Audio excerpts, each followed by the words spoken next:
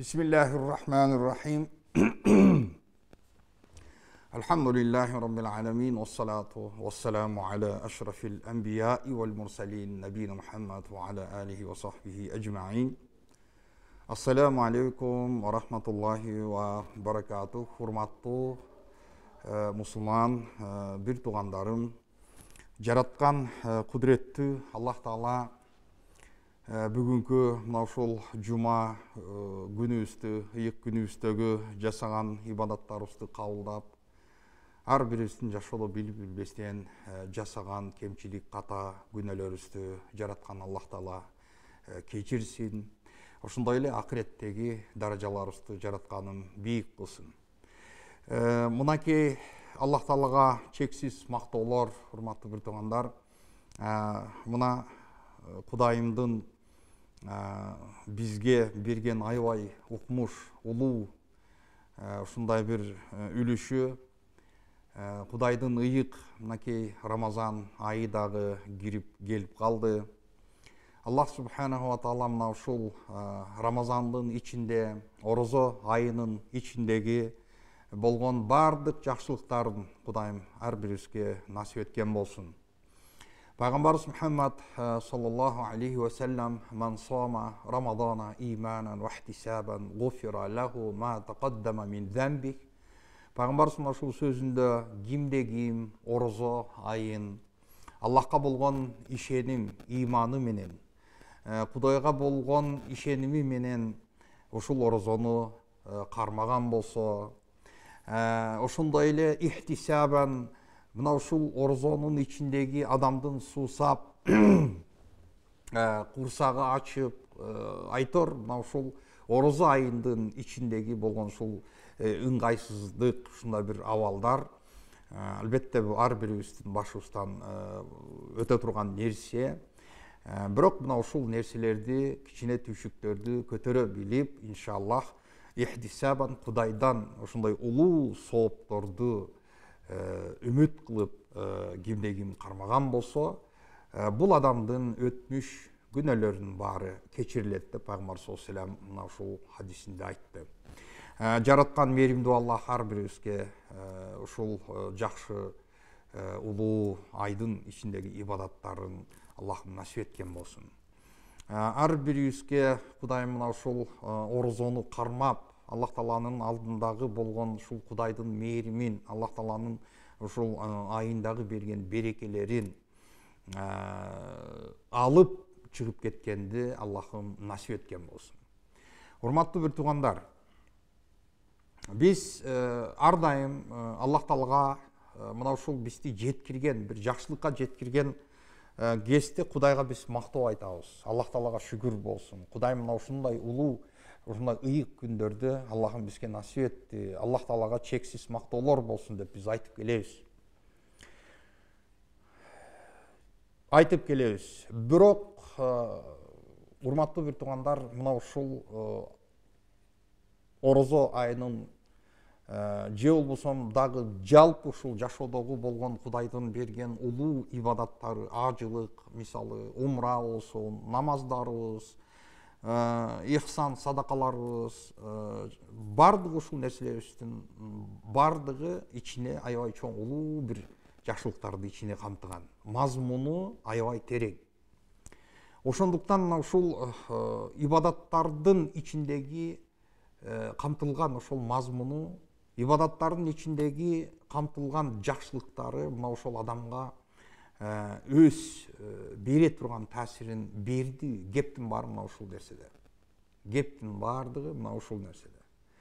Эмне үчүн дегенде, биз бул айга жетип кирип келүү бул өзүнчө бир неемат боло турган болсо, ушул неематтын жакшылыктарын кадырлап, ошонун баркына жетип, мына ушул айдын ичиндеги көздөлгөн эң негизги максаты ишке ашышы бул мына ушул нерсе ашыш керек.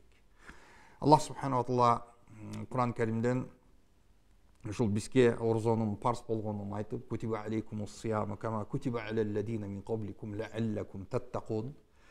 Бул орозо айы бир гана ушул мусулмандарга гана парз болуп, адамзат, жалпы адамзат үчүн бул парз болбостон калган эмес. Бул бир гана ушул Мухаммад саллаллаху алейхи вассаламдын үммөтүнө жүктөлгөн ибадат эмес.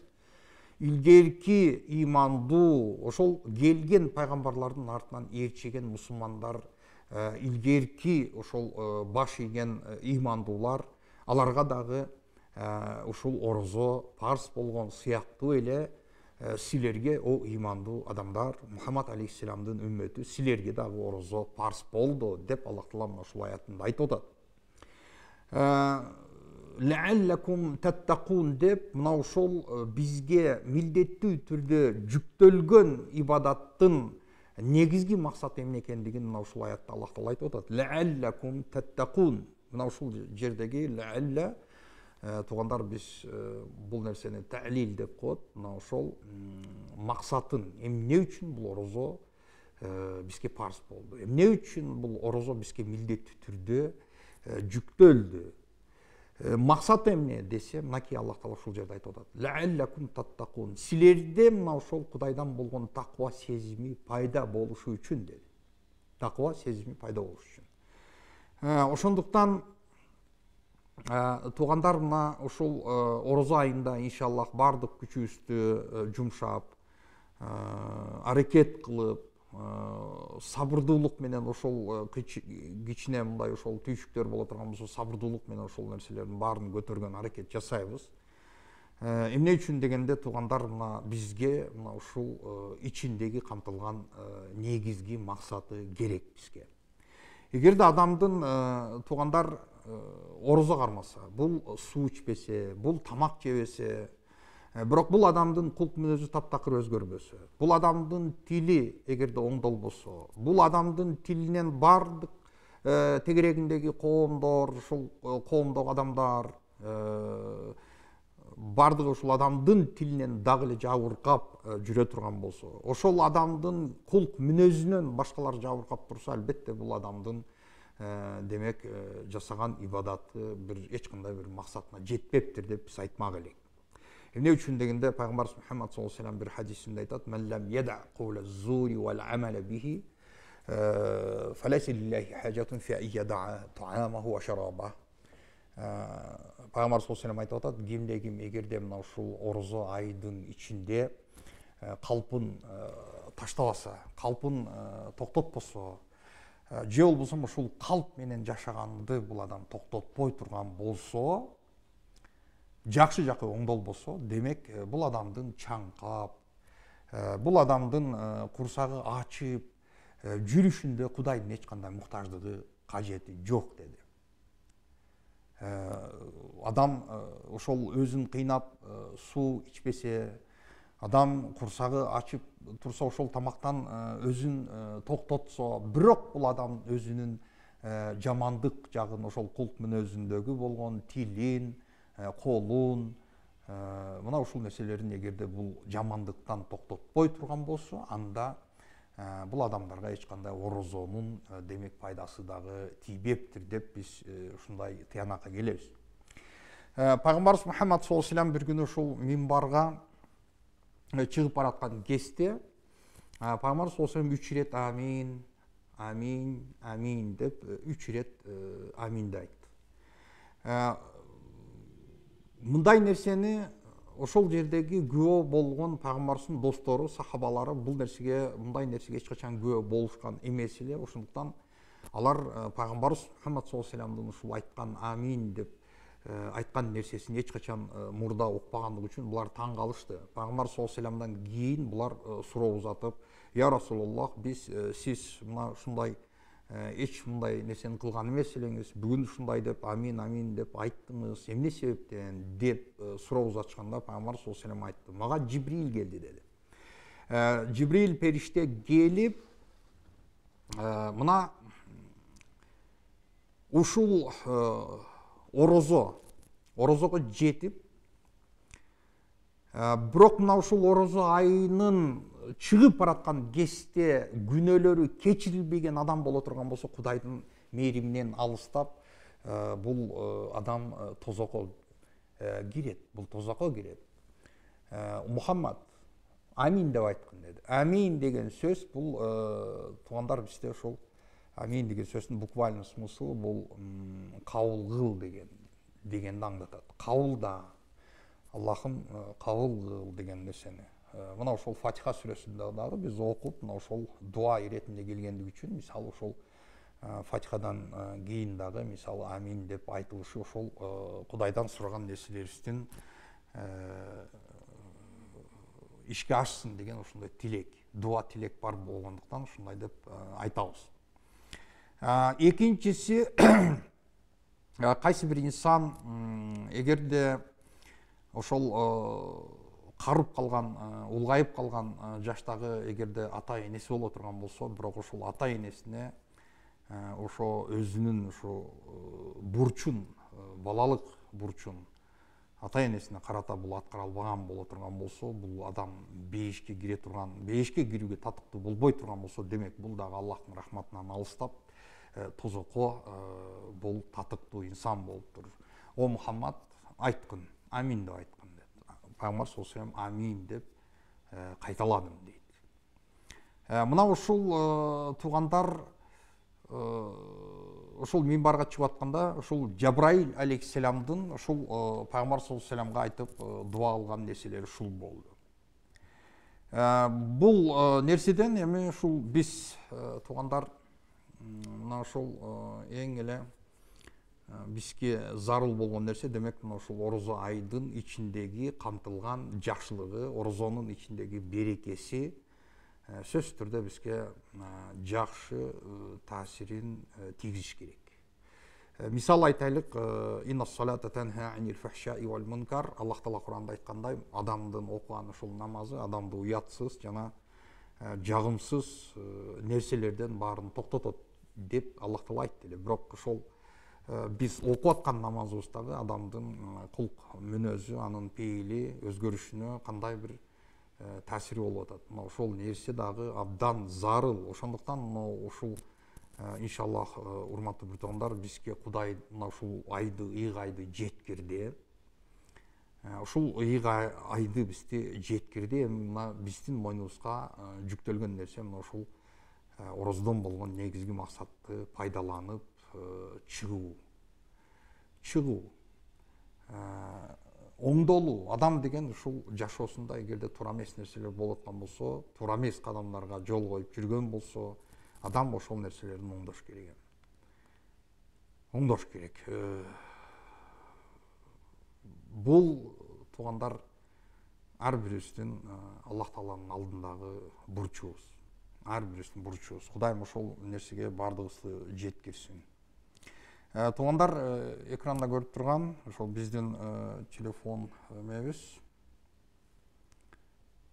Туугандар жазып, иншаллах суроолорду жөнөтсөңүздөр, иншаллах суроолорго жооп беребиз, иншаллах.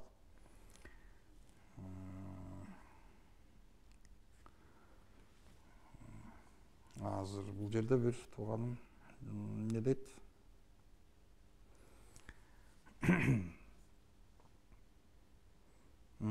Ассаламу алейкум деп түшкөгөндөн кийин гусул кылып, арчын тазаланып, ошол эле түшүргөгөн төшөккө жата берсе болобу? Алла ыраазылыгы үчүн чоң рахмат дейт. Боло берет иншаллах. Зыяны жок, кооптуу нерсеси жок иншаллах.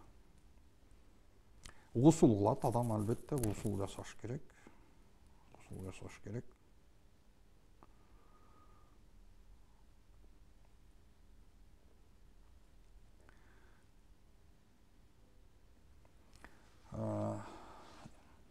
Салматов, эфирди кайсыл жактан көрсө болот, телевизордон башка эфир сонун болду дейт, сону түшүндүрөт. Аллахым ыраазы болсун. Туугандар, ошол YouTube телеканалынан дагы биздин ушул Ош ТВ телеканалын YouTube'дан ачып, мына ошол жакта ошол рубрикалардын арасында Иман аламы деген ошол биздин мына ушул иман сабактарыбыз дагы бар. Кирип, иншаллах, таанышсаңыздар болот. Жана ошондой эле Facebook баракчасынан дагы өзүбүздүн алып барып аткан Facebook баракчасында дагы Иман аламы деген ошондой страницабыз иншаллах бар. Жана ошондой эле YouTube телеканалында туугандар Нур Медиа деген YouTube сабактарыбызды киргизип турабыз. Иншаллах мына ошол YouTube'га кирип, иншаллах көрүп, сабактарыбыздан пайдаланып, иншаллах чоң бир пайда алсаңыздар, бул нерседен албетте бизге дагы Кудайдын үмүт кылганыбыз албетте ушул Пайгамбар саллаллаху алейхи ва саллям айткандай ла яхдиаллаху аля ядика раджулан вахидан хайрун мимма талат алейхи шамс, же болбосо башка бир риваятынан мен хумур ан-ни'ам дегендей, бир адам эгерде сен себептүү болуп ушул Кудайдын ушундай ыйман жакшылык жолуна түшүп кетчү боло турган болсо, ушул күн тийген жер бетинен дагы бул абзел, же болбосо кызыл төөлөрдөн дагы жакшы деп айткан. Эми кызыл төө бул ошол төөлөрдүн ушундай сортторунун породаларынын арасында эң кымбат төө бул кызыл төө болуп эсептелген.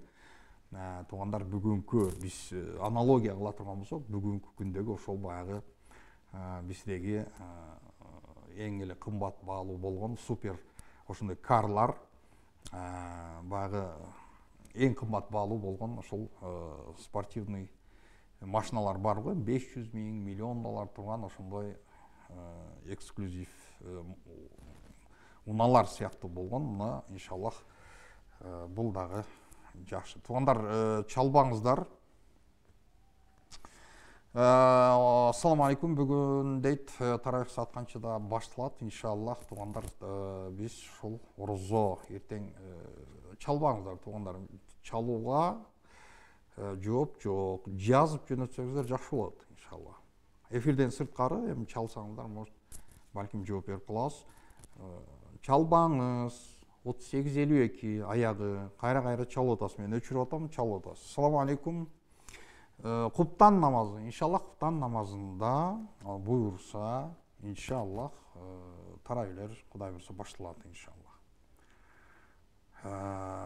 Туугандар, мына ушул Кудайдын бизге ушул ыймандуу адамдарга берилген ушундай чоң улуу айы, жер бетин Кудай буйрса иншаллах периштелер каптап, Аллах Тааланын берекеси жаап, Кудайдын рахматы жер үстүнө жайылып,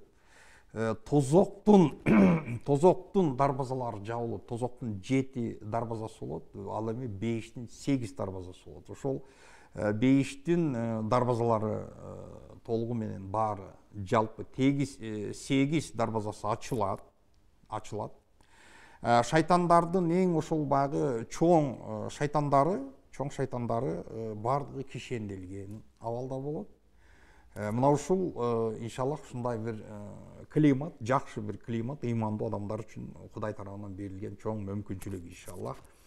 Албетте бул дегени эми орозо айында демек шайтандар жок, эми булар өздөрүнүн баягы функциясын аткарбай калабы, шайтандар азгырбай калабы? Жок, шайтан азгырат. Адамды бул ар дайым азгырат. Албетте мына ушул эң эле улуу болгон ибадат биринчи орунда ушул туугандар ыймандан кийинки келген эле ушул ислам дининин устуну бул намаз боло турган болсо, мына ошол эң эле улуу ибадат намаздын ичинде дагы адамдын анын ой пикирин чачыраткан ошондой шайтан бар экенин бардыгыбыз жакшы билебиз. Унутуп калган нерсени мына ошол шайтан дал ошол намазга кирип, кулак кагып, ихрам байлап, намазга кирген кезде бул ошол керек эмес нерселерди эстетип, адамды чалгытуу иштерин баштайт. Ошондуктан бул орозо айдын ичинде деле албетте ушундай чалгытыш, азгыруу, ушул нерселер албетте бул токтоп калбайт, бирок чоң шайтандар кишенделет иншаллах. Ошондуктан туугандар, мына ушундай Кудайдын бизге берген, мусулман эли үчүн берген ушундай чоң улуу бир акцияны иншаллах ичинен жакшы пайдаланып чыгып кеткенди Аллахым бардыгыбызга насип этсин. Эмне үчүн дегенде, мына ушул распродажа деп коебузго, бизде кандайдыр бир чоң ошондой бир маркеттердин ичинде распродажа, же болбосо аябай чоң ошондой акция болуп, 50% мисалы скидкалар болуп атат, 70% скидкалар болуп атат деп ошондой болсо элдер дүкөнгө кандай биз чуркайбыз, жүгүрөбүз. Дал ошондой эле мына ушул орозонун акциялары бул Кудайдын мээрими, жайылып, мээрими чачырап турган кезде ошол мээримден бир үлүш менен чыгып кетүү ар бирибизге насип этсин. Assalamu алейкум, мен бала эмизем. Балам 1 жаш 7 ай орозо кармасам болот. Эгерде сиздин балаңыз сүт качып кетпесе, эгерде сиздин балаңыз ошол кошумча тамактарды жеп жаткан болсо, анда сиз орозо кармасаңыз жакшы иншалла. Жок, эгерде бул аял сүтү аз, кошумча тамак жебестен, эгерде ушул эмиспей отурган болсо, бир мындай кооптулук бар боло турган болсо, анда иншалла башка кести кармап бериш казасын кармап бересиз иншалла. Жана ошондой эле туугандар, мына орозо маселеси, мисалы аялдар үчүн, мисалы ошол баягы критический күндөрдө орозолору калып токтой турган болсо, мисалы намаздар деле калат эмеспи? Аялдардын калтырган ошо 5 убакыт намазы бар, бирок ошол үзүрү менен калтырып койгон аял заты намаздарды каза кылып толуктабайт. Орозону кармап берет. Бул дагы болсо иншаллах ушул аял затына болгон ислам динибиздин аябай ушундай кеңдиги, жумшактыгы, жеңилдиги деп түшүнсөк болот. Assalamu алейкум, кандайсыз дейт. Дарат алып атканда башка маск тартпай бутун жууп алгандан кийин унутуп калган болсоң, кайра башка маск тартып койсо болобу дейт. Албетте болот.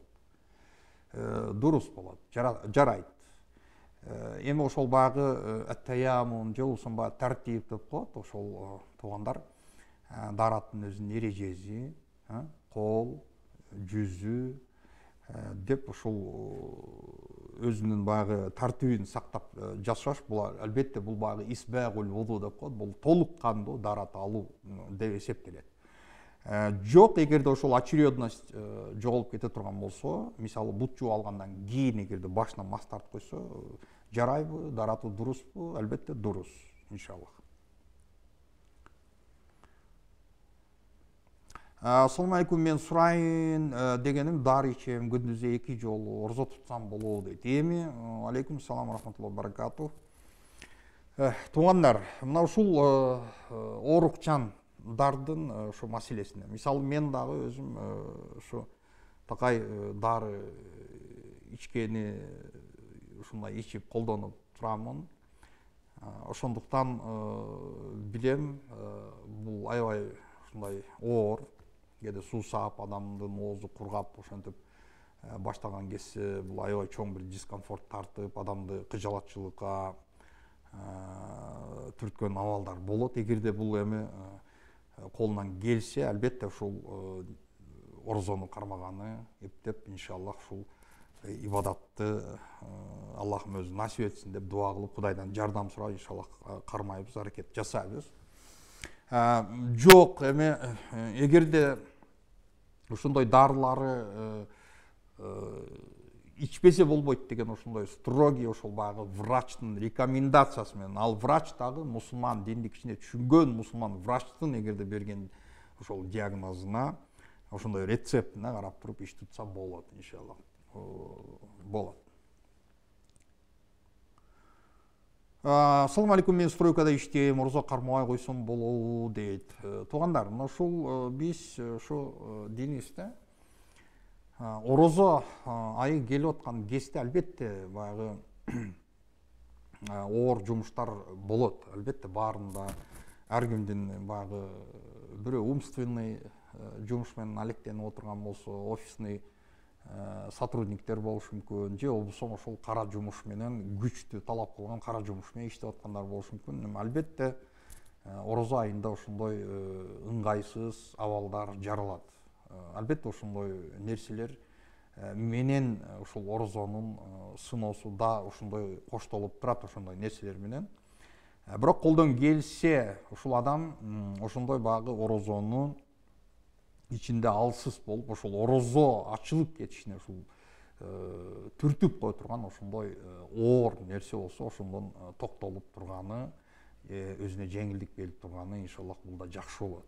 Туугандар, жакшы болот. Эмне үчүн дегенде, орозо бул абдан зарыл ибадат иншаллах. Ассаламу алейкум. Ертеңден оразанын биринчи күнү дейт, иншаллах болот иншаллах. Ассаламу алейкум. Гусулду кандай алыш керек, кандай учурда алыш керек, орозо кармап алдында алыш шарттı дейт. Туугандар, мына ушул орозо кезинде мисалы айтайлык, туугандар, эркек менен аялдын ортосундагы болгон жакындык маселеси, мисалы ушул ооз ачкандан кийин бул нерсе мусулмандар үчүн уруксат берилген. Аллах Тааланын бул тууралуу Куран аяттары бар. Ошондой эле мисалы айтайлык, оозду жаап жаткан кезде, ооз чабылып аткан кезде дагы бул адамдын ошол ихтилам, ошондой гусул алышы керек болгон ошондой положение, ошондой абалда бул оозун жаап койсо, ал дагы иншаллах жарайт. Оозун жаап койсо, ошол гусул алуу керек болгон ошондой абалда дагы ооз жабылса жабыла берет. Кийин бул иншаллах гусулун жасап намаздарын окуй берет иншаллах. Ассаламу алейкум, кандайсыз дейт.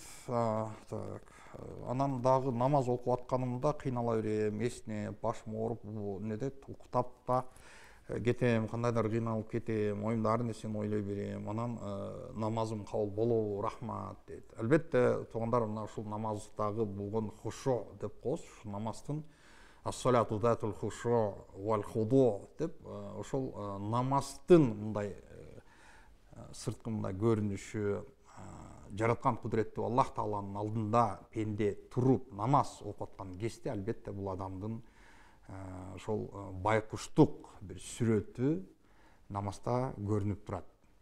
Ошондой эле адамдын жүрөгүндө дагы ушул нерсе болуп турат, абалында дагы болуп турат. Жараткан кудуреттүү Аллахтын алдында ибадат кылып аткандан кийин бул адамдын албетте ошол ою баары бир жерге топтоп, анан кийин ошол намазга кириш керек. Бирок туугандар, мына ошол ниет кылып намазга кирип аткан кезде сөзсүз түрдө бул адамдын ошого болгон бекем ошондой максат, бекем ниет менен кириш керек ушундайга.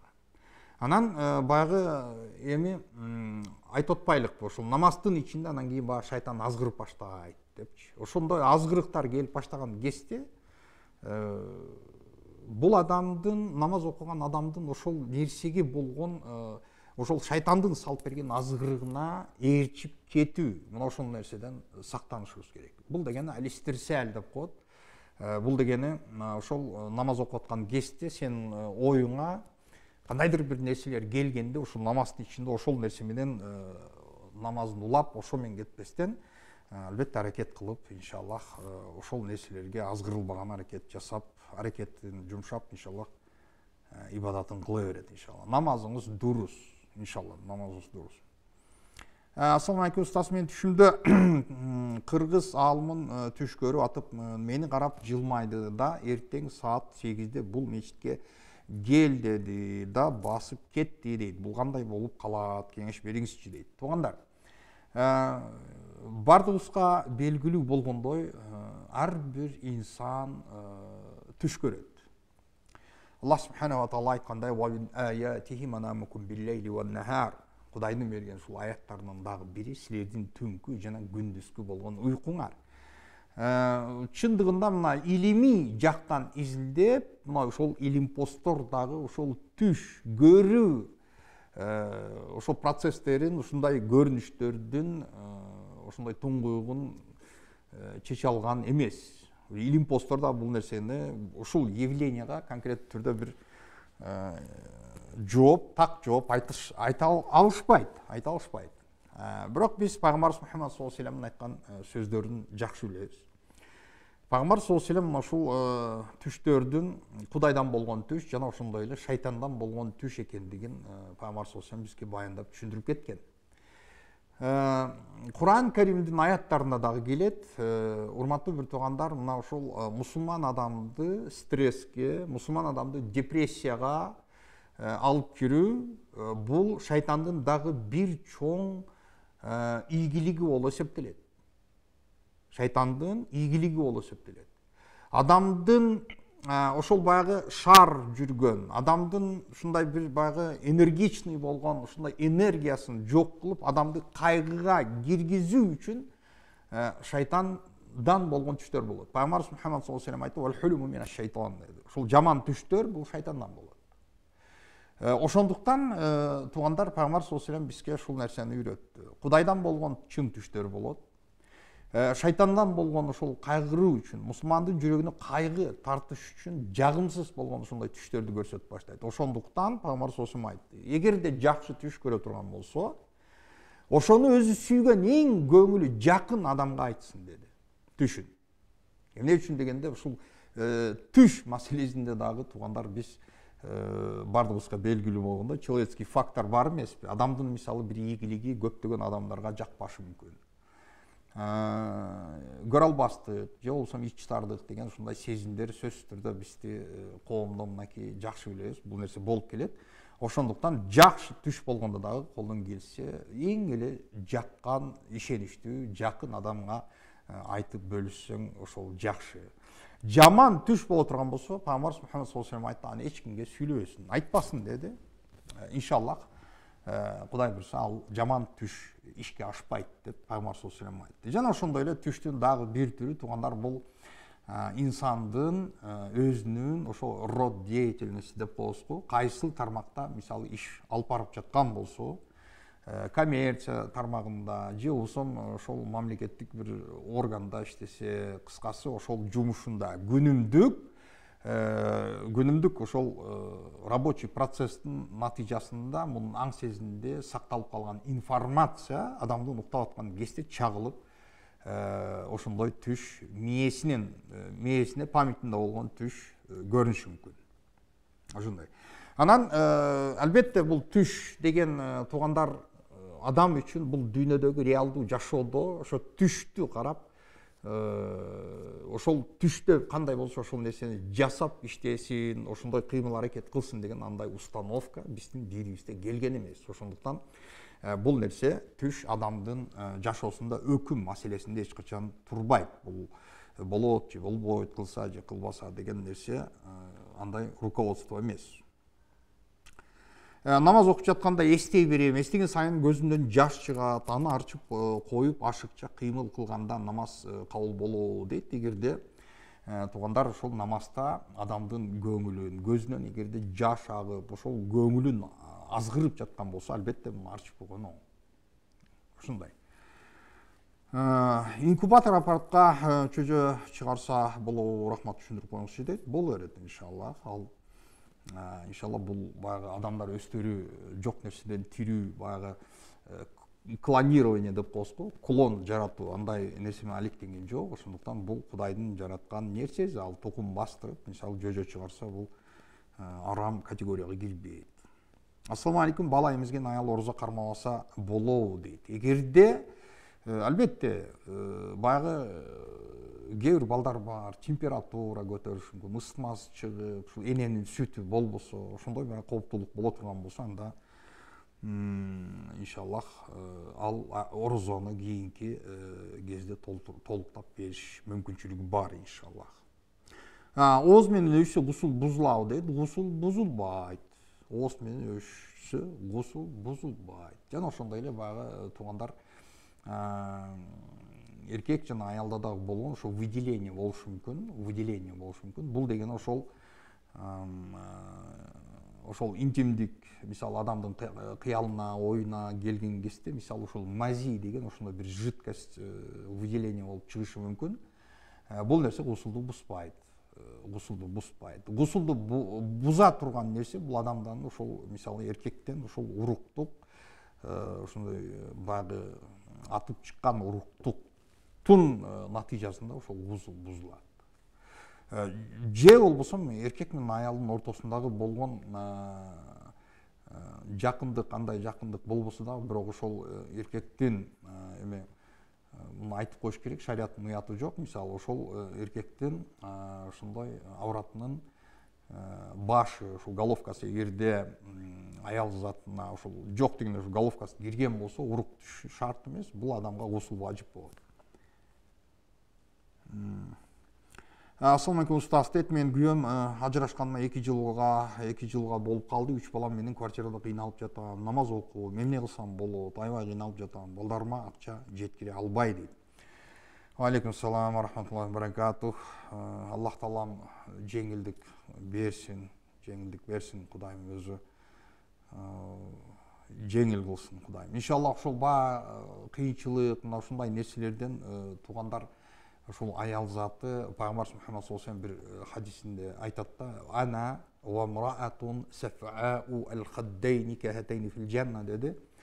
Мен жана ошол эки жүзү мондай кызарып, мындай бизде адам мээнет кылып, күн астында суукта жүргөн үчүн баягы кызарып, күйүп, жарылып, ошол адамдын жүзүнө чыгат эмеспи ошондой нерсе. Ошондой баягы ошол кызарган, ошондой жарылган ошол аял заты өзүнүн перзент ошол балдарын, мисалы мурда күйөөсүнөн болгон балдарына ошол башка бир эркекке тийсем, ошол мен кичинекей балдарыма өгөйлүк кылбасын, жок мен өзүм эле ошол тирилигимди жүргүзөм деп ошентип мээнет кылып жүргөн аял үчүн ошол аял бейиште мен менен мондай жанаша болот деп Пайгамбар саллаллаху алейхи вассалам айтты. Ошондуктан иншаллах бул ошондуктан дагы эненин мээримине жеткен бул дүйнөдө эч кандай мээрим жок. Пайгамбар Мухаммад саллаллаху алейхи вассалам ошол мен жасай турган ушундай жакшы мамиле менен эң татыктуу инсан биринчи орунда ким болот дегенде Пайгамбар саллаллаху алейхи вассалам энең деди.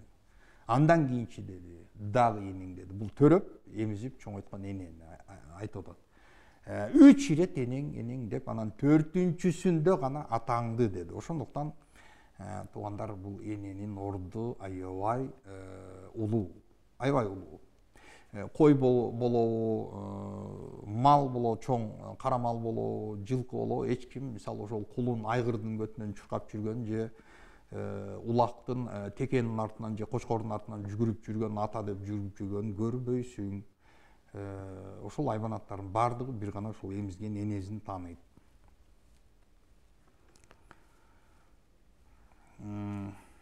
Мен түшүмдө пайгамбарды көрдүм, ишене албай жүрөм. Түшүмдө пайгамбар келди деп адамдар аябай көп сонун даярдыктарды көрүп, ал кишини ажыларды тоскондой тосуп алышты. Анан үйгө киргенде мен жакты карап, койду жүзүн анык көрө албадым. Өзү ак сыяктуу боз узун сүннөт кийимде арык бойлуу киши экен. Ушул түшүм чындыкка жакынбы, айта аласызбы, маанисин сураныч деп айткан экен. Ишене албай жүрөм, кантип эле менин түшүмө пайгамбар кирсин деп ошого жооп берип койсоңуз рахмат дейт. Туугандар, Пайгамбар Мухаммад саллаллаху алейхи вассаламдын бүгүн мисалы ошол баягы пайгамбардын портретин биз ооз-эки, эгерде биз ошондой визуальный бир сүрөтүн гана ар бир инсан өзүнүн кыялында, өзүнүн оюнда гана ал сүрөттү воссоздавать этип көрүшү мүмкүн. Эмне үчүн дегенде, ислам дининде билесиздер, бул тирүү макулукту сүрөткө тартып жакшы нерсе эмес. Пайгамбар саллаллаху алейхи вассалам бул нерсени тыюу салган. Ошондуктан туугандар, иншаллах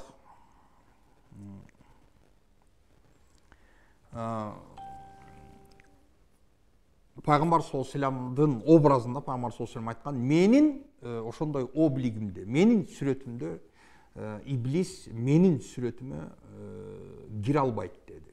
Пайгамбар саллаллаху алейхи вассаламдын сүрөтүндө шайтан ошонун пайгамбардын сүрөтүнө мындай куулуп, ошентип адамдын түшүнө кириши мүмкүн эмес деди. Пайгамбар саллаллаху алейхи вассаламга ошондуктан эми көпчүлүк адамдарда ошо мен пайгамбарды көрдүм деп айтышат, бирок туугандар, мына ошол жерде бир но деген жери, мисалы биз ошол тарых китептеринен Пайгамбар саллаллаху алейхи вассаламдын айтып атпайлык визуальный картинасын биз ошол сүрөттөп айтылган чачы, кашы, көзү, жүзү, мына ошол нерселерден биз өзүбүзчө бир сүрөттү жаратып көрүшүбүз мүмкүн.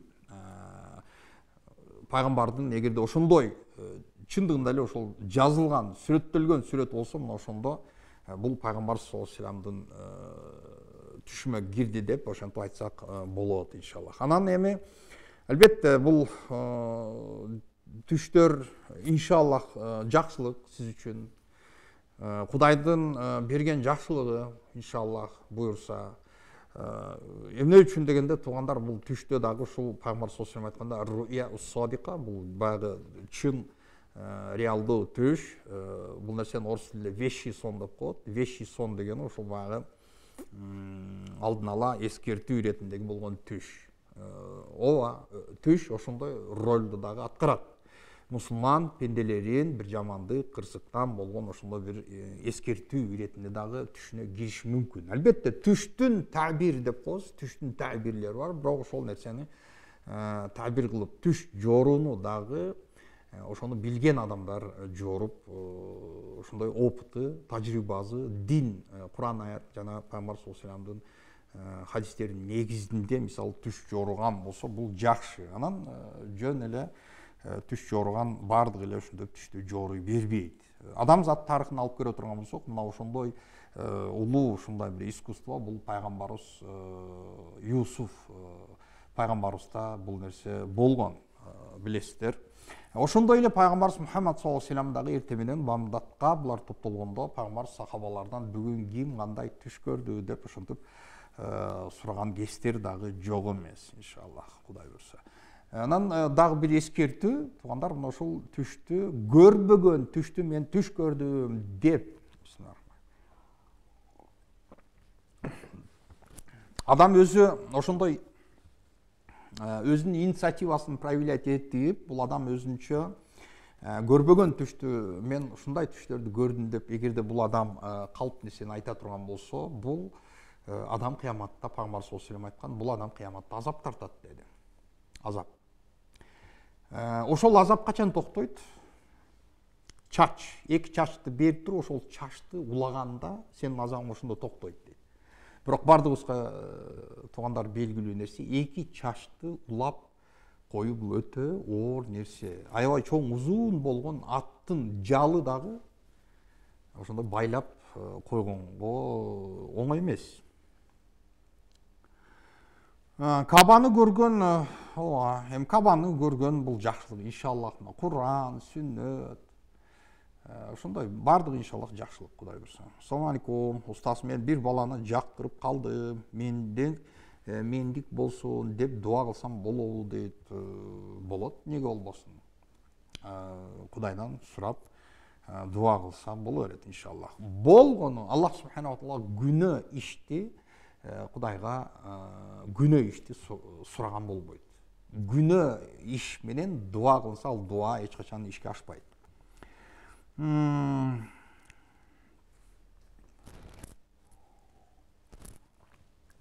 Кредит алып акчасына мал алып койсо болобу? Биз өзүбүз 5 убакыт намаз окуйбуз дейт. Туугандар, кредит бизде ушул процент деген нерсени шариятыбыз бул нерсеге каттуу тыюу салган. Ошондуктан бул нерсени эч бир молдо дагы мүмкүн деген фатваны чыгарып бере албайт. Ассаламу алейкум, орозо тутканда тамактын жыттаса орозо бузулабы? Жок, жытка орозо бузулбайт, иншаллах, иншаллах.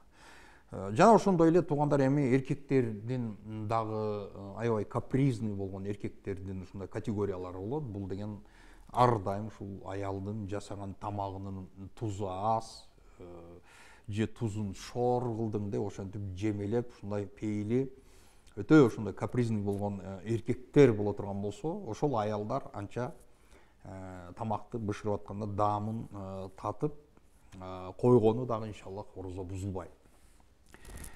Кичинекей баланы эгерде курсагын тойгуза турган болсо, эне нанды чайнап, тиши менен чайнап, баласын курсагын, ошо кичинекей баланы курсагын тойгузса, чайнап берген үчүн анда дагы орозо бузулбайт. Ассаламу алейкум, устаз, мен 39 жаштамын, 5 балам бар. Орозо тутайын деп ниет, туугандар, чалбаңыздар, суранчы. Тутайын деп ниет кыламын, бирок давление чыгып ооруп каламын. Кудайымдын жанына барганда кантип жооп берем деп аябай коркомун дейт.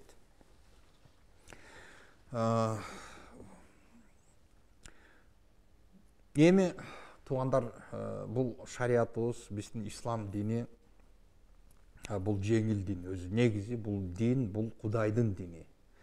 Бул Аллахтын дини. Биз ушул динди дагы ушунчалык аябай катты оор кылып, ошол билимсиздик адамдын караңгылыгынан,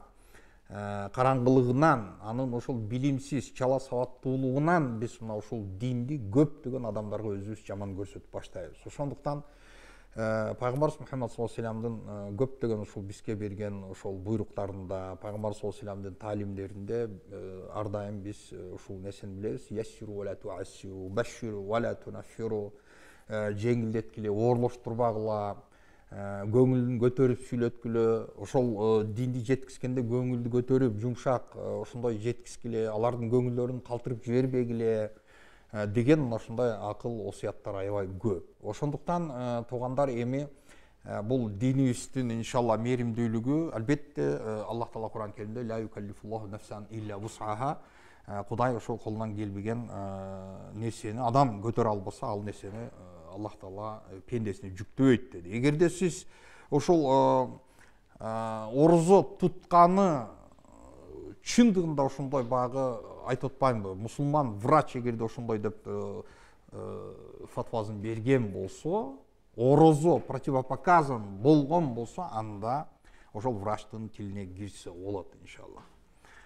Кудай буйрса. Анан кийин фаман кана маридан ау аля сафарин фаиддату мин айямин ухар деп Аллах Таала Кур'ан Керимде кимде ким эгерде жол жүрүп, алыс жол жүргөн мусапыр болчу болсо, эгерде бирөө оорукчан болуп кала турган болсо, фаиддату мин айямин ухар, башка күндөрдөн ошонун казасын кармап толуктап берет деп Аллах Таала айтат. Урматтуу бир туугандар, мен сиздер менен коштошомун. Убактыбыз соңуна чыгып калды. Буйрса иншаллах биз эртеңден баштап, Кудай буйрса, күнүмдүк сабагыбызды ар бир күнү жасайбыз. Кудай буйрса, ушул Ош ТВ телеканалында түз эфирден кечки саат 6:30-дан кечки 7:30-га чейин иншаллах түз эфирде сабактарыбызды күзөтүп, иншаллах ошол билбеген кызыктырган маселелерди жазып жөнөтсөңүздөр, иншаллах Аллахтын колдоосу менен түз эфирде жооп бергени иншаллах аракет жасайбыз. Аллах Таала биздин кыргыз элибизге, кыргыз журтчулугубузга Кудайым ошол ынтымак баракаттарын берсин. Дүйнөдөгү ушул жаман опат, кырсыктар, кан төгүлүү, ушундай фитналардан биздин элибизди, жерибизди Кудайым өзү амандыкта сактасын. Ар бирибизге Кудайым ушул Рамазан айындагы жакшылыктарын Кудайым бизге насип эткен болсун. Ушул айдан жеңилдеп күнөөлөрүбүз төгүлгөн абалда өздөрүбүз жакшы нукка түшүп, оңолуп чыкканды бардыгыбызга Аллахым насип эткен болсун. Аллаху таала алам, саллаллаху саллама аля хайр халки Мухаммад ва аля алихи ва сахбихи. Ассаламу алейкум ва рахматуллахи ва баракатух.